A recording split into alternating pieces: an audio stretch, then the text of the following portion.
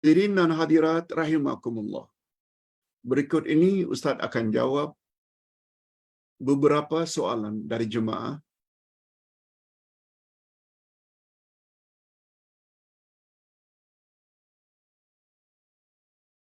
Pak Ustaz,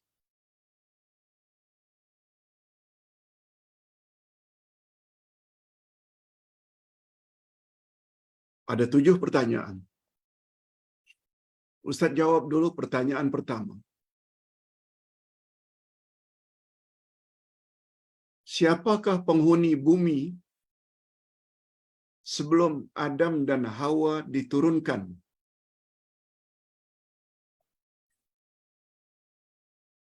Pertanyaan ini sejak dari beberapa hari yang lalu. Cuma Ustaz lepas pandang. Sebagaimana yang Ustaz katakan tadi, sebelum Adam dan Hawa diturunkan ke bumi, bumi sudah ada penghuni, yaitu jin. Lihat ayat 30 dari surat Al-Baqarah, yaitu pembicaraan antara Allah dengan para malaikat.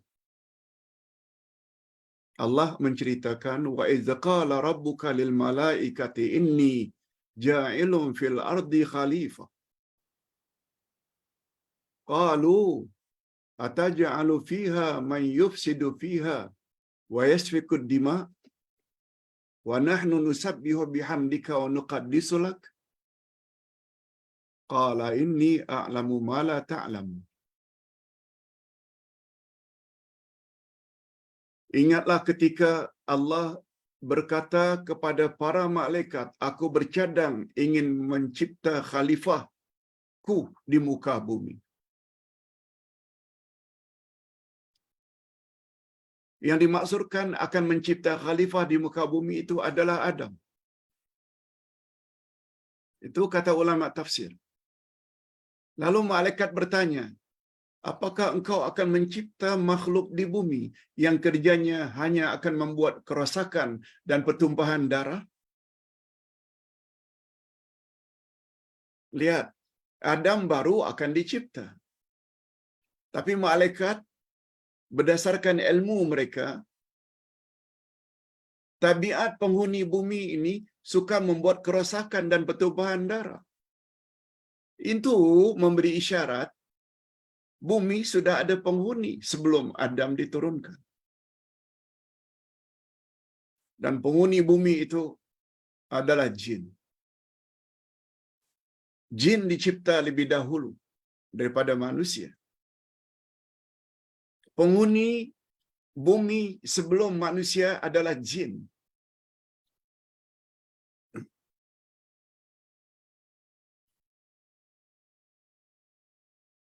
Sebabnya ketika iblis diangkat ke langit, yang asalnya adalah jin,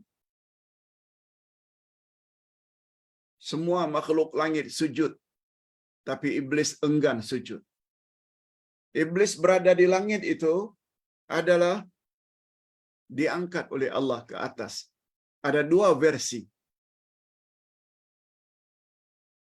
Karena dia dihukum suka membuat kerosakan, yang ketika itu berada di langit, penghuni langit semuanya sujud kecuali iblis. Semua kita tahu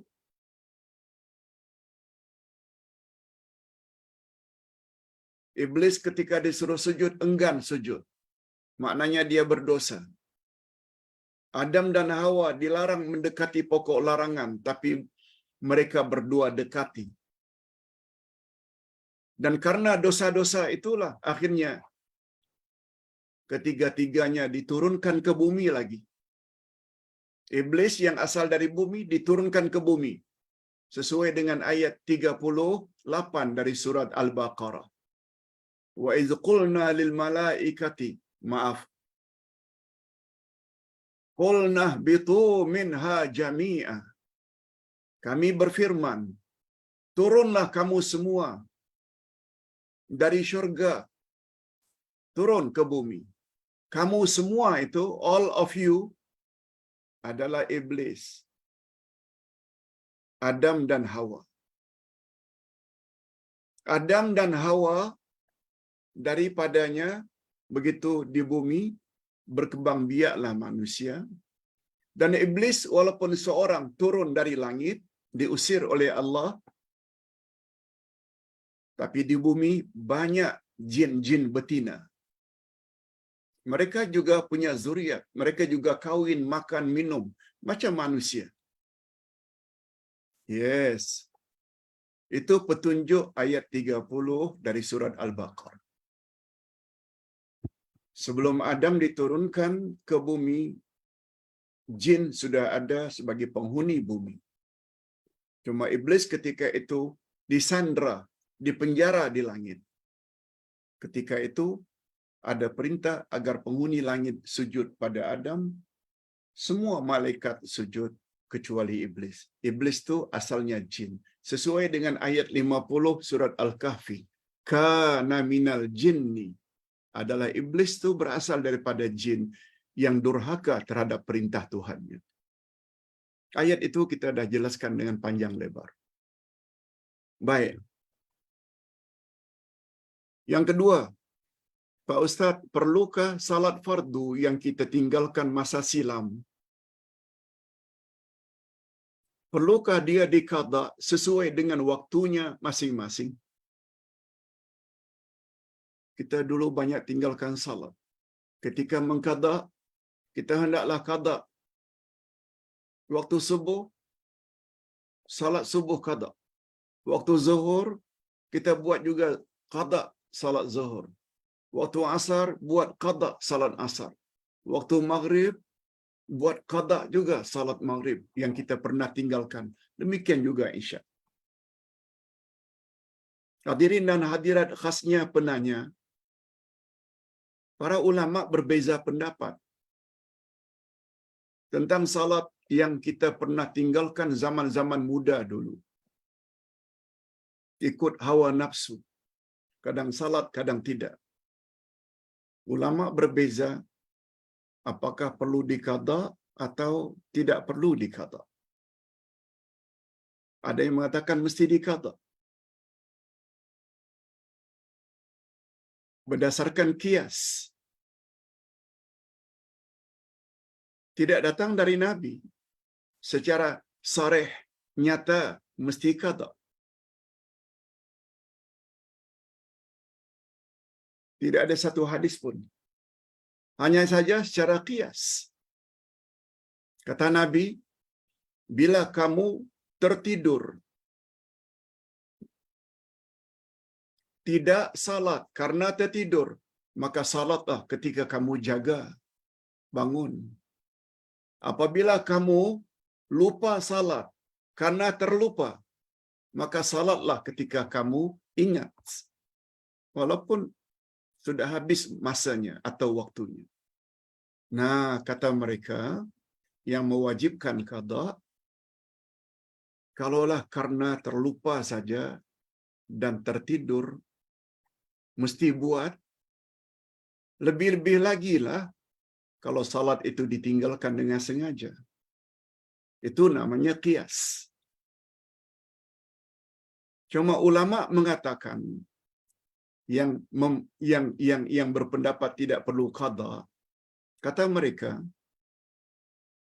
pertama, tidak ada perintah yang nyata daripada Rasulullah supaya qada salat.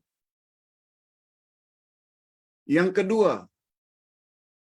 mengambil kesimpulan secara qiyas dalam bab ibadat tidak boleh. Salat itu ibadat. Sehingga kata mereka buat satu kaedah, la qiyasa fil ibadah. Tidak ada qiyas dalam bab ibadat. Qiyas hanya ada dalam bab muamalat. Kalau dulu perahan kurma, kalau dulu perahan anggur yang diperam beberapa minggu, akhirnya muncullah minuman yang memabukkan. Yang namanya khamar, arak. Hari ini apabila ada mangga yang diperah, buah apa saja yang diperah, jadikan air, kemudian diperam untuk beberapa minggu, yang natijahnya juga memabukkan, maka hukumnya tetap haram. Karena dia memabukkan, walaupun asalnya bukan daripada anggur. Itu namanya muamalat. Qiyas hanya berlaku untuk muamalat, bukan untuk ibadat. Dan mereka perkuatkan lagi, yang mustahak tobat daripada Allah, bukan qada. Lihat ayat 59 dan 60 dari surat Maryam. فَخَلَفَ مِنْ بَعْدِهِمْ خَلْفٌ أَضَاعُوا الصَّلَاةَ وَاتَّبَعُوا الشَّهَوَاتِ فَسَوْفَ يَلْقَوْنَ غَيًّا.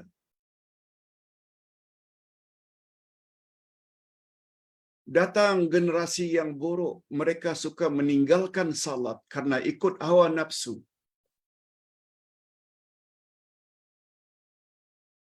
Mereka akan dimasukkan ke dalam neraka. Illa, kecuali man taba wa amana wa amila salihan. Kecuali tidak jadi sesat bila mereka itu tobat. Amana, beriman, wa amila salihan, dan beramal saleh. Fa ulaika yadkhulunal jannah. Mereka akan dimasukkan ke dalam syurga. Jadi orang yang meninggalkan salat dulu-dulunya karena ikut hawa nafsu, mereka sesat. Tempat mereka akan ke neraka. Kecuali mereka yang tobat. Ini yang mustahak tobat. Wa amana, beriman, mantapkan iman. Wa amila salihan, beramal saleh. Tak ada kata-kata qada itu, tak ada. Tobat, iman, amal saleh. Ringkasnya, jawaban Ustaz, kalau ingin qada, silakan qada. Tapi yang paling mustahak, tobat dulu.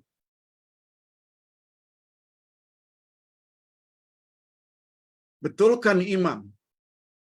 Banyakkan amal saleh, termasuk amal-amal sunat. Tidak betul orang yang mengatakan, bila yang wajib tidak dibuat sampai habis, amal-amal sunat tidak ada gunanya. Tak. Dia bercanggah dengan hadis Nabi. Sebab kata Nabi,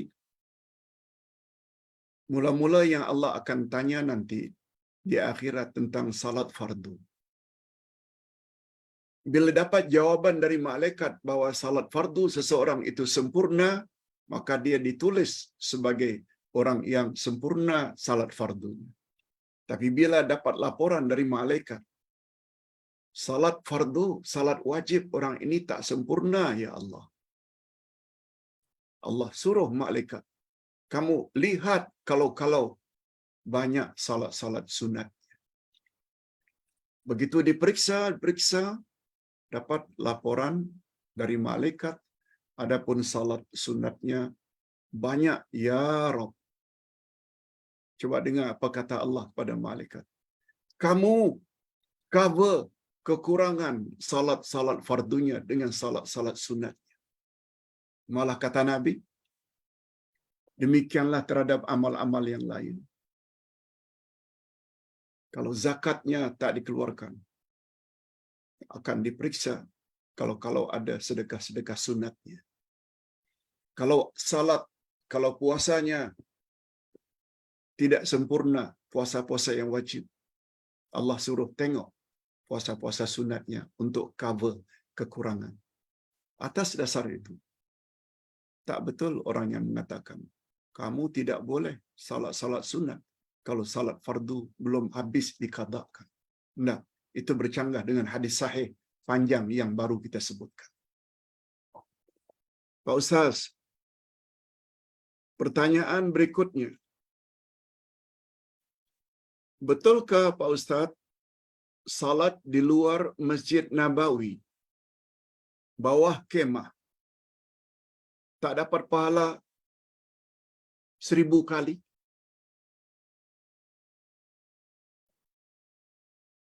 Di Madinah kan banyak kemah-kemah di luar masjid untuk menampung kalau masjid itu penuh.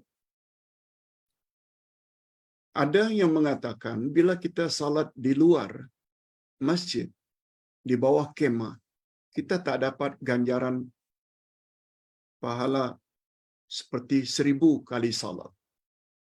Untuk pengetahuan semua, 3 masjid utama pernah disebut oleh Nabi, yaitu Masjidil Haram, sekali salat di dalamnya sama dengan 100,000 kali salat di masjid yang lain. Masjid Nabawi Madinah sama dengan 1000. Masjidil Aqsa sama dengan 500.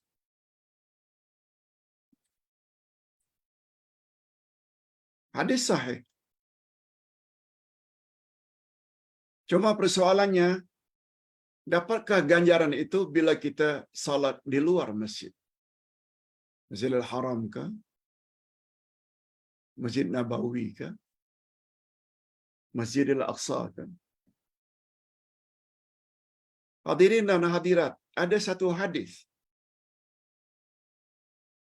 yang Rasulullah sallallahu alaihi wasallam katakan, orang yang salat di Masjid Nabawi akan mendapat ganjaran walaupun panjang saf itu sampai ke Sana'a. Sana'a itu adalah ibu kota Yaman Utara. Beribu-ribu batu dari Madinah.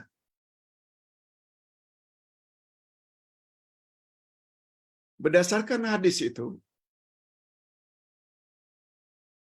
asalkan orang-orang yang salat di luar masjid itu safnya bersambung-sambung, apalagi hanya di bawah kemah, itu hanya baru berapa ratus meter, paling-paling 500 meter, paling-paling 1000 meter, maknanya satu batu.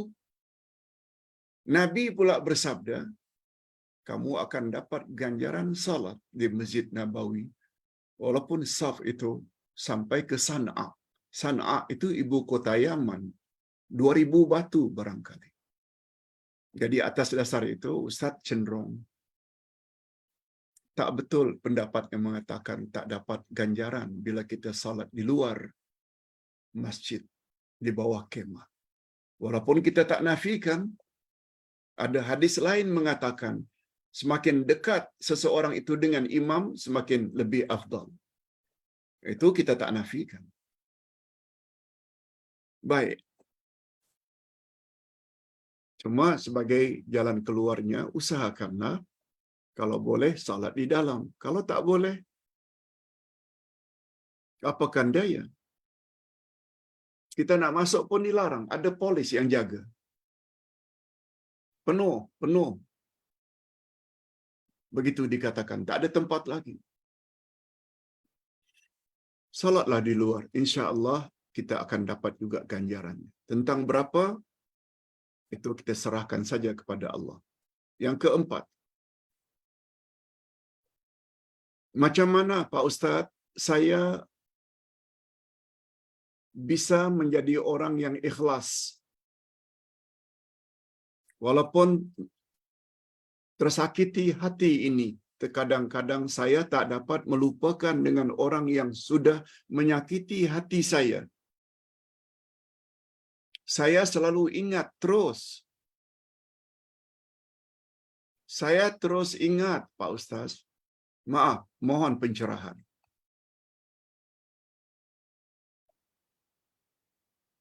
Yang bertanya ini ingin jadi orang yang ikhlas. Suka memaafkan kesalahan orang lain. Hadirin dan hadirat, memaafkan kesalahan orang lain, ini adalah sifat terpuji dan ia adalah salah satu dari sifat orang-orang yang bertakwa. Sebagaimana firman Allah pada ayat 134, 135 dari surat Ali Imran. Pada ayat 133 Allah sebut, wasari'u ila maghfiratin min rabbikum wa jannatin arduha samawati wal ard uiddat lil muttaqin. Bersegeralah kamu memohon ampunan Allah dan syurga yang lebarnya saja bagaikan jarak antara langit dan bumi, disediakan untuk orang-orang yang bertakwa. Allahumma ja'alna minhum.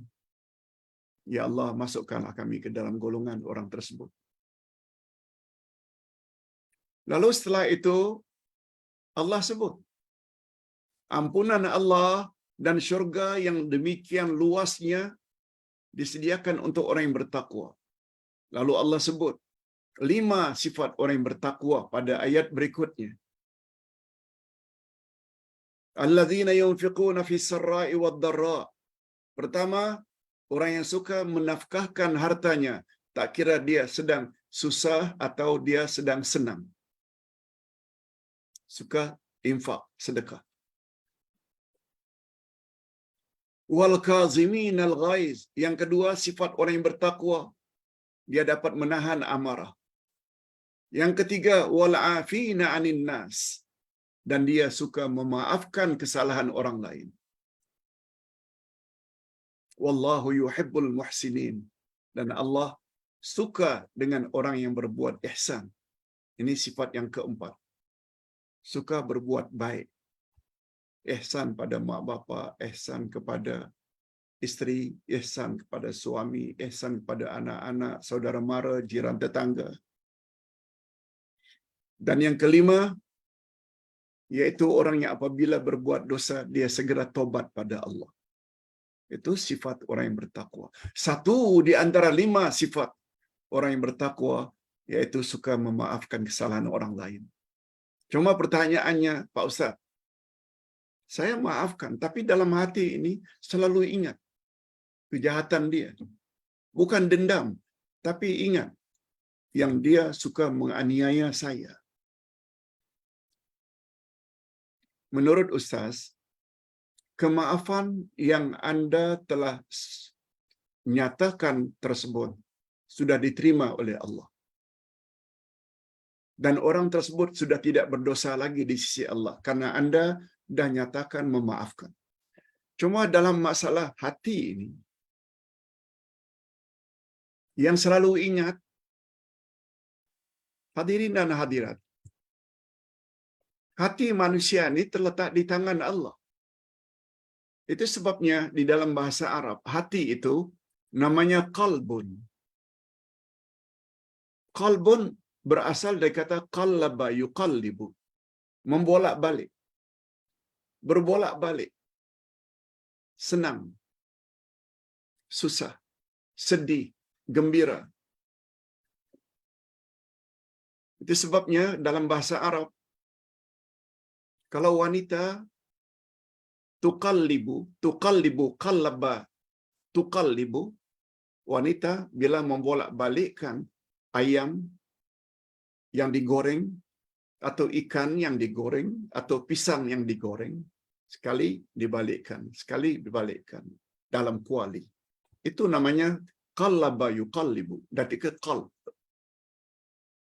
Itu sebabnya kita minta kepada Allah, ya muqallibal qulubi tsabbit qalbi ala dini.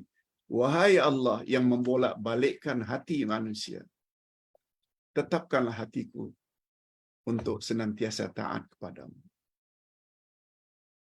Oleh sebab itu, sekedar apa yang tersirat atau yang tergoris dalam hati, itu insya Allah tidak diberi dosa oleh Allah. Apalagi Nabi ada sebut,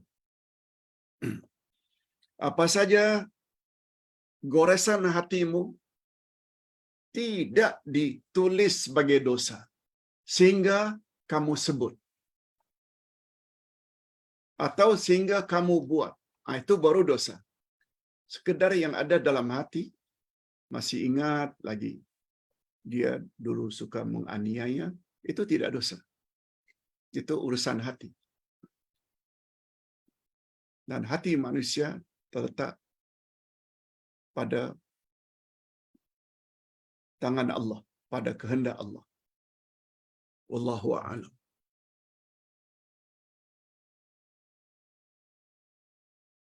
Pertanyaan yang ke-5. Saya niat nak puasa sunat hari ini, Pak Ustaz. Tadi saya sendawa. Rasa makanan yang saya makan, tapi tak keluar. Saya tertelan. Saya tertelan balik. Adakah batal puasa saya? Hadirin dan hadirat, sendawa bukan kehendak kita. Kadang-kadang dia muncul saja karena barangkali terlalu kenyang, ada angin yang mau keluar, bersama angin yang keluar, terkeluar juga makanan yang kita baru makan. Tak sempat kita keluar, tertelan. Dalam agama, itu dimaafkan. Dalam agama, itu dimaafkan. Teruskan puasa sunat. Puasa anda tidak batal, insyaAllah. Tidak. Itu yang dipanggil dengan rukhsah. Allah tidak suka memberat-beratkan manusia. Ingat ayat terakhir surat Al-Baqarah, la yukallifullahu nafsan illa wus'aha. Allah tidak memberatkan manusia kecuali apa yang dia termampu. Sendawa sehingga tertelan yang kita rasa macam makanan, dia termasuk bab dimaafkan. Dan sebabnya hukum dalam agama ada dua, ada namanya azimah dan ada pula yang namanya rukhsah. Itu sebabnya satu di antara yang membatalkan puasa iaitu muntah dengan sengaja. Kita makan dengan sengaja. Malah sahabat pernah mengadu kepada Nabi. Ya Rasulullah, saya puasa tapi saya makan.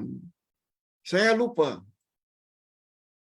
Rasulullah tidak sebut, oh batal puasamu. Nah, Nabi hanya sebut, itu adalah rezeki daripada Allah untukmu. Rezeki. Bukan macam kita. Oh, perlu qada. Itu orang yang kurang ilmu. Terus terang saja, pembelajaran Islam di tempat kita ni banyak fokusnya kepada azimah saja. Hukum yang satu lagi, rukhsah, kurang didedahkan. Kalau salat itu mesti berdiri saja. Sehingga susah betul hendak salat duduk di atas kursi. Karena apa? Masalah ini tidak disebut-sebut tentang rukhsah. Tak ada air boleh tayamum, itu rukhsah tayamum. Tak boleh berdiri, boleh duduk, rukhsah itu duduk. Itu sebabnya selok-belok agama ini kita perlu belajar terus. Makin banyak ilmu yang kita miliki, makin banyak pula rasa kita tak tahu lagi. Malah mandi wajib pun boleh tayamum. Kalau kita sedang sakit. Boleh. Caranya sama dengan cara beruduk. Muka dan tangan saja.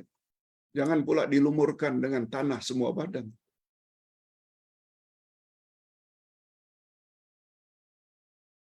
Malah tayamum yang datang dari Nabi, muka, tangan sampai pergelangan saja.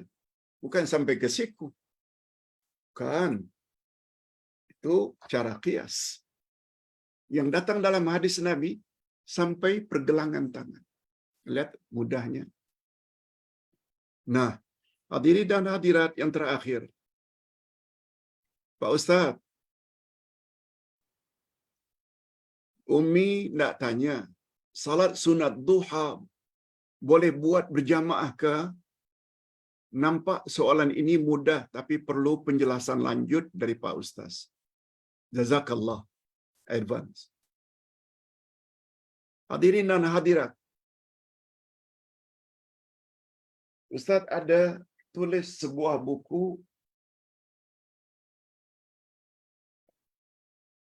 cukup lengkap, Himpunan Salat Sunat Rasulullah sallallahu alaihi wasallam. Ketebalannya 370 muka surat. Di sini dijelaskan macam-macam salat. Salat taubat, salat tahajud, salat duha, salat witir, salat rawatib, salat Idul Fitri, Idul Adha, salat gerhana. Juga dibahas di sini mana salat-salat yang dianjurkan berjamaah dan mana salat yang tidak berjamaah. Sesuai dengan pertanyaan, sebagaimana salat sunat rawatib, buat masing-masing, tidak ada berjamaah. Qabliyah, ba'diyah. Begitu juga salat duha. Nabi tak pernah suruh, tak pernah buat dan tak pernah suruh salat duha dibuat secara berjamaah. Kalau kita mau ikut sunnah Nabi, tidak sepatutnya duha itu dibuat secara berjamaah.